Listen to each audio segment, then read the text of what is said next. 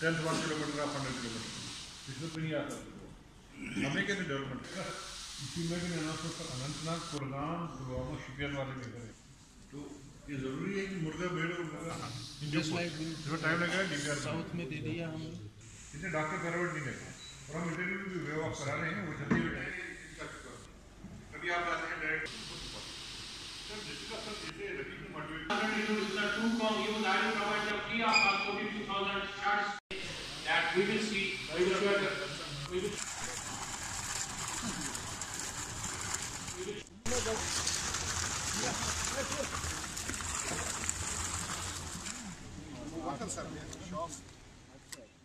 Anantnag India में number 1 district हो गया है ट्राउट में,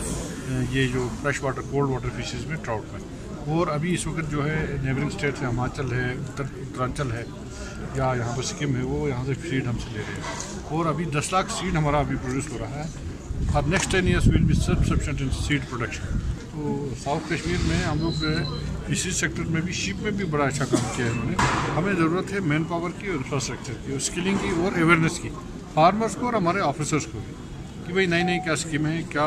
बैंक वाली स्कीमें हैं, क्या सेंट्रल स्कीमें हैं, ताकि हम अपना पैदावार बढ़ा सकें।